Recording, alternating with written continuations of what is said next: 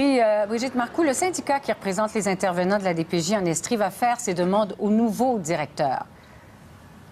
Oui, disons que la DPJ sera sur la sellette aujourd'hui avec l'annonce de cette commission spéciale et cette rencontre qui est prévue ce matin à compter de 9 heures entre le syndicat, la PTS qui représente les employés de la DPJ ici en Estrie et le nouveau directeur par intérim. Donc, cette rencontre à 9 heures, le syndicat entend être la courroie de transmission, si on veut, de ses employés pour justement transmettre les revendications et comment ça se passe sur le terrain. Et j'ai à mes côtés ce matin Emmanuel Le Breton qui est le porte-parole.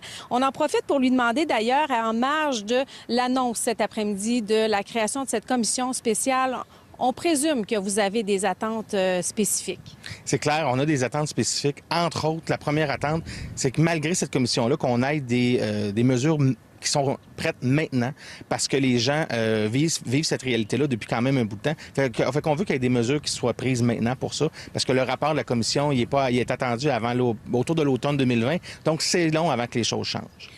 J'imagine que vous avez d'autres éléments que vous souhaitez entendre lorsqu'on dévoilera toutes les modalités de cette commission. Quelles sont ces attentes? Bien, c'est clair que nous, on aimerait ça, une commission avec un mandat qui est très large. Hein, pas juste s'attarder à la DPJ. On aimerait ça qu'on parle de la première ligne. La DPJ, c'est un service de troisième ligne, quatrième ligne. Donc, quand les gens sont pris en charge en première ligne, au CLSC, dans les écoles, bien, ça évite que les gens arrivent dans les bras de la DPJ à la fin. Donc, inévitablement, ça va faire baisser les listes d'attente si on passe par cette façon-là de faire. Vous me disiez, hors d'onde également, que vous souhaitez qu'on mette de côté toute la partisanerie. Est-ce que vous le sentez jusqu'à maintenant? Parce qu'on sait que cet après-midi, tous les partis seront présents pour l'annonce.